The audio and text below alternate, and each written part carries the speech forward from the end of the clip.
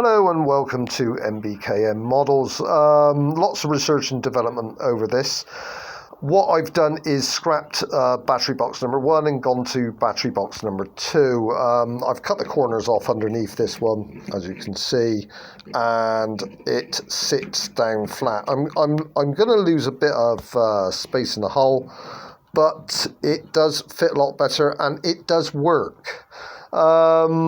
This leaves me free now to start fitting the electric motors. I'm having twin drive on it and the radio gear. As you can see, I'm joining the deck to the hull with self tappers. All right, and then what I'm going to do is once the deck's on and it's in the water, I'll just run a piece of Vaseline, a little bit of Vaseline around it, just to create a watertight seal. This can be wiped off, it can be put on and off when you take it in and out of the water. So battery box there now, sitting down well.